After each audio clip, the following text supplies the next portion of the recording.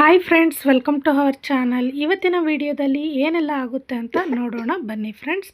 ನೋಡಿ, ನಮ್ಮೂರಲ್ಲಿ ಜಾತ್ರೆ ಸ್ಟಾರ್ಟ್ ಆಗಿದೆ ಅಂತ ಹೇಳಿದ್ನಲ್ವ. ನಮ್ಮ ಮನೆ ಮುಂದೆನೇ ದೇವಸ್ಥಾನ ಇರೋದ್ರಿಂದ ನಮ್ಮ ಮನೆ ಮುಂದೆನೇ ಈ ರೀತಿ ಲೈಟಿಂಗ್ಸನ್ನು ಹಾಕಿದ್ದಾರೆ. ನೋಡಿ, ತುಂಬ ಚೆನ್ನಾಗಿ ಕಾಣಿಸ್ತಿದೆ ಫ್ರೆಂಡ್ಸ್. ಮಕ್ಕಳು ಕೂಡ ಆಡೋದಕ್ಕೆ ತುಂಬ ಚೆನ್ನಾಗಿದೆ. ಹಾಗೆ ನಮ್ಮ ಮನೆಯವ್ರು ಬಂದಿರಲಿಲ್ಲ, ಹಾಗಾಗಿ ನಾನು ಫೋನಲ್ಲಿ ಮಾತಾಡಿದೆ. ನನ್ನ ಮಗಳನ್ನ ಅದನ್ನು ನೋಡಿಬಿಟ್ಟು ಅವ್ರ ಅಜ್ಜಿ ಫೋನ್ ತೊಗೊಂಡ್ಬಿಟ್ಟು ಅವಳು ಮಾತಾಡಿ ಅವ್ರ ತಾತನಿಗೂ ಕೂಡ ಕೊಡ್ತಾಯಿದ್ಲು. ತಾತ ನೀನು ಮಾತಾಡು ಅಂತ ಅಂದ್ಬಿಟ್ಟು, ಅದು ಫೋನ್ ಮಾಡಿಲ್ಲ, ಅವಳೇ ಸುಮ್ಮನೆ ಫೋನ್ ಮಾಡಿ ಆ ರೀತಿ ಮಾತಾಡ್ತಿದ್ರು. ಹಾಗಾಗಿ ಎಲ್ಲರೂ ಕೂಡ ನಗ್ತಾ ಇದ್ವಿ ಫ್ರೆಂಡ್ಸ್.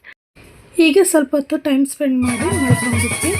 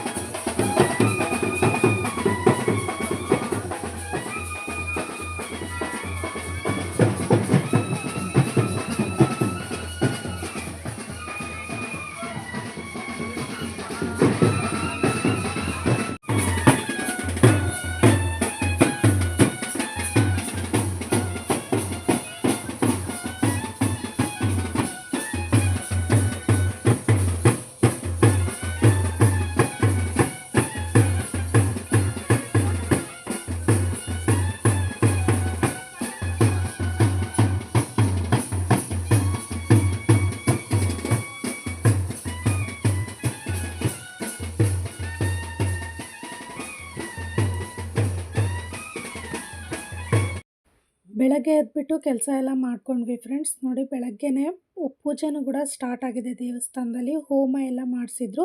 ಹೋಮಕ್ಕೆ ಯಾರ್ಯಾರು ಕುತ್ಕೊತಾರೋ ಅವರು ಹೋಗಿ ಕುತ್ಕೋಬೋದು ಫ್ರೆಂಡ್ಸ್. ನಮ್ಮ ಮನೇಲಿ ಬೆಳಗ್ಗೆನೇ ಕೆಲಸಗಳಿರುತ್ತಲ್ವ, ಹಾಗಾಗಿ ನಾವೇನು ಹೋಗಿರಲಿಲ್ಲ. ಹೊಸದಾಗಿ ಮದುವೆ ಆಗಿರೋರೆಲ್ಲ ಹೋಗಿ ಕುತ್ಕೊಂಡಿದ್ರು.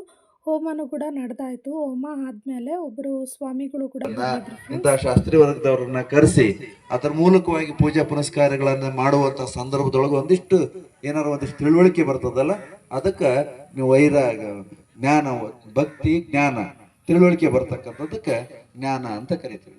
ಅದಾದ ಮೇಲೆ ವೈರಾಗ್ಯ ಅಂದ್ರೆ ಒಂದಿಷ್ಟು ತ್ಯಾಗ ಮಾಡೋದು, ಒಂದಿಷ್ಟು ಬಿಡೋದು. ಏನು ಬಿಡೋದಪ್ಪ? ನಮ್ಮಲ್ಲಿರ್ತಕ್ಕಂತಹ ದುಶ್ಚಟಗಳನ್ನ, ನಮ್ಮಲ್ಲಿರ್ತಕ್ಕಂಥ ದ್ವೇಷ ಮನೋಭಾವನೆಗಳನ್ನ, ಇವುಗಳನ್ನ ಬಿಡಬೇಕಂತ. ಮನೇಲಿ ಕೆಲಸ ಮಾಡ್ಕೊಳ್ತಾ ಇರ್ತೀವಲ್ಲ, ಹಾಗಾಗಿ ವಿಡಿಯೋ ಕೂಡ ಮಾಡೋದಕ್ಕೆ ಆಗೋದಿಲ್ಲ. ನನ್ನ ಮಗನೇ ಹೋಗಿ ವಿಡಿಯೋ ಮಾಡ್ಕೊಂಡು ಬಂದ ಫ್ರೆಂಡ್ಸ್. ಅವನು ಸ್ವಲ್ಪ ಹೆಲ್ಪ್ ಮಾಡ್ತಾನೆ ವಿಡಿಯೋ ಮಾಡೋಕ್ಕೆಲ್ಲ, ಇನ್ಯಾರೂ ಕೂಡ ಹೆಲ್ಪ್ ಮಾಡೋದಿಲ್ಲ ನನಗೆ. ಬೆಳಗ್ಗೆ ತಿಂಡಿಗೆ ಉಪ್ಪಿಟ್ಟು ಮಾಡಿದ್ದೆ ಫ್ರೆಂಡ್ಸ್. ಎಲ್ಲರೂ ಕೂಡ ತಿಂದಿದ್ರು. ಅಮ್ಮನೂ ತಿಂದಿದ್ಲು. ಸ್ವಲ್ಪ ಅವಳು ಊರಿಗೆ ಬಂದರೆ ಊಟ ಕಡಿಮೆ ಮಾಡಿಬಿಡ್ತಾಳೆ, ಹಾಗಾಗಿ ಉಪ್ಪಿಟ್ಟು ತಿಂದಿದ್ಲಲ್ವ ಬೆಳಗ್ಗೆ, ಚೆನ್ನಾಗಾಗಿತ್ತು ಅಂತ ಇನ್ನೊಂದು ಸ್ವಲ್ಪ ಇಟ್ಟಿದ್ದೆ. ಇನ್ನೊಂದು ಸ್ವಲ್ಪ ಹೊತ್ತು ಬಿಟ್ಟು ಅದನ್ನೇ ತಿನ್ನಿಸೋಣ ಅಂತ ಅಂದ್ಬಿಟ್ಟು ಸ್ವಲ್ಪ ಇತ್ತಲ್ಲ ಉಪ್ಪಿಟ್ಟು, ಅದನ್ನು ಹಾಗೆ ಬಿಟ್ಟಿದ್ರೆ ಬಾಣಲಿಯಲ್ಲಿ. ನೋಡಿ, ಬೆಕ್ಕು ಬಂದ್ಬಿಟ್ಟು ಅದರೊಳಗಡೆ ಫುಲ್ ಬಾಣಲಿ ಒಳಗಡೆ ಬಾಯಿ ಹಾಕಿ ತಿಂತಾಯಿದೆ ಫ್ರೆಂಡ್ಸ್. ನಾವು ಫಸ್ಟು ಮನೆ ಕಟ್ಟೋವರೆಗೂ ಇದೇ ರೀತಿಯೇ, ನಾವೇನೇ ಮಾಡಿದ್ರೂ ಬಾಕ್ಸಲ್ಲಿ ಹಾಕಿ ಚೆನ್ನಾಗಿ ಮುಚ್ಚಿಟ್ಬಿಡ್ಬೇಕು. ಇಲ್ಲ ಅಂತಂದರೆ ಈ ರೀತಿ ಪ್ರಾಬ್ಲಮ್ ಆಗುತ್ತೆ. ನೋಡಿದೆ, ನಾನು ತಿನ್ನಿಸ್ಲಿಲ್ಲ. ನೋಡಲಿಲ್ಲ ಅಂದಿದ್ರೆ ಮಗು ಕೂಡ ಅದನ್ನೇ ತಿನ್ನಿಸ್ಬಿಡ್ತಿದ್ದ ಫ್ರೆಂಡ್ಸ್. ಸ್ವಲ್ಪ ಮನೆ ಕಟ್ಟೋವರೆಗೂ ಈ ಪ್ರಾಬ್ಲಮ್ ಇರುತ್ತೆ ನಮಗೆ. ಈಗ ಅಕ್ಕ ಮನೆಗೆ ಬಂದೆ, ತಿಂಡಿ ಎಲ್ಲ ತಿನ್ಕೊಂಡಾದಮೇಲೆ ಸ್ನಾನ ಗಿನ ಮಾಡಿಕೊಂಡು ಅಕ್ಕ ಮನೆಗೆ ಬಂದೆ. ಅಕ್ಕನೂ ಕೂಡ ಪಪ್ಪಾಯ ಹಣ್ಣಿತ್ತು, ಕಟ್ ಮಾಡ್ತಾಯಿದ್ಲು. ಅದನ್ನು ಸ್ವಲ್ಪ ತಿಂದ್ಕೊಂಡು ಆಮೇಲೆ ನಾವು ಹಬ್ಬದ ಊಟಕ್ಕೆ ರೆಡಿ ಮಾಡ್ಕೊಂಡ್ವಿ ಫ್ರೆಂಡ್ಸ್. ಇವತ್ತು ಸಿಹಿ ಊಟ ಇರುತ್ತೆ. ನಾಳೆ ಇನ್ನು ಕುರಿ ಎಲ್ಲ ಬೀಳ್ತವೆ ಫ್ರೆಂಡ್ಸ್. ಅಮ್ಮನ ಮುಖನೂ ಕೂಡ ಇವತ್ತು ತೋರಿಸೋದಿಲ್ಲ, ಮೆರವಣಿಗೆ ಆಗುವಾಗ ತೋರಿಸ್ತಾರೆ ಫ್ರೆಂಡ್ಸ್. ಈಗ ಪಪ್ಪಾಯ ಎಲ್ಲ ಕಟ್ ಮಾಡಿ ಎಲ್ಲರಿಗೂ ಕೊಟ್ಟಳು. ನನ್ನ ಮಗಳು ನೋಡಿ ನಮ್ಮ ತಮ್ಮನ ಜೊತೆಗೆ ಆಟ ಆಡ್ತಾ ಇದ್ದಾಳೆ. ಅವಳು ಹಣ್ಣು ಗಿಣ್ಣು ಏನೂ ತಿನ್ನೋದಿಲ್ಲ ಫ್ರೆಂಡ್ಸ್. ಇಂಟ್ರೆಸ್ಟ್ ಇದ್ದರೆ ಮಾತ್ರ ತಿಂತಾಳೆ, ಇಲ್ಲಾಂದರೆ ತಿನ್ನೋದಿಲ್ಲ. ನೋಡಿ, ಎಲ್ಲರೂ ತಿಂತಿದ್ದಾರೆ, ಅವಳು ಸ್ವಲ್ಪನೂ ಕೂಡ ಹಣ್ಣನ್ನು ತಿನ್ನಲಿಲ್ಲ. ಹಾಗೆ ತಮಾಷೆ ಮಾಡಿಕೊಂಡು ವೀಡಿಯೋ ಮಾಡಿಕೊಂಡೆ. ಸ್ವಲ್ಪ ಮಾಡ್ಕೊಂಡಾದ್ಮೇಲೆ ಅಕ್ಕ ಇದ್ಕೊಂಡು ನಾಯಿಗೆ ಅನ್ನ ಹಾಕಬೇಕು ಅಂತ ಅಂದ್ಬಿಟ್ಟು ಬಂದಳು. ಅಕ್ಕನಿಗೆ ಬೆಕ್ಕು, ನಾಯಿ ಈ ರೀತಿ ಪ್ರಾಣಿಗಳಂದರೆ ತುಂಬ ಇಷ್ಟಪಡ್ತಾಳೆ ಫ್ರೆಂಡ್ಸ್. ನನಗೆ ಸ್ವಲ್ಪ ಭಯ ಆಗುತ್ತೆ. ಹತ್ರ ಹೋಗೋದಾಗಲಿ ಮುಟ್ಟೋದಾಗಲಿ ಮಾಡಿದ್ರೆ ಎಲ್ಲಿ ಕಚ್ಚಿಬಿಡುತ್ತೋ, ಎಲ್ಲಿ ಪರ್ಚಿಬಿಡುತ್ತೋ ಅಂತ ಭಯ ಆಗುತ್ತೆ. ಆಮೇಲೆ ಈಗ ಅಡುಗೆಗಳಿಗೆ ಸ್ಟಾರ್ಟ್ ಮಾಡಿಕೊಂಡೆ ಫ್ರೆಂಡ್ಸ್. ನೋಡಿ, ಇಲ್ಲಿ ಸ್ವಲ್ಪ ನಾವು ಮನೆಗೆ ಇವತ್ತಿಗೆ ಆಗುವಷ್ಟು ಸ್ವಲ್ಪ ಮಡ್ಚೋಳಿಗೆಯನ್ನು ಮಾಡ್ತಾಯಿದ್ದೀವಿ. ಮಡ್ಚೋಳಿಗೆ ಆದಮೇಲೆ ಸ್ವಲ್ಪ ಕೇಸರಿ ಬಾತನ್ನು ಕೂಡ ಮಾಡಿದೆ. ಇದು ನೋಡಿ ಫ್ರೆಂಡ್ಸ್, ಒಣ ಕೊಬ್ಬರಿಯನ್ನು ಚೆನ್ನಾಗಿ ಫ್ರೈ ಮಾಡಿಕೊಂಡು ಮಾಡಿರುವಂಥದ್ದು. ಇದೊಂದು ರೀತಿ ತುಂಬಾ ಚೆನ್ನಾಗಿರುತ್ತೆ.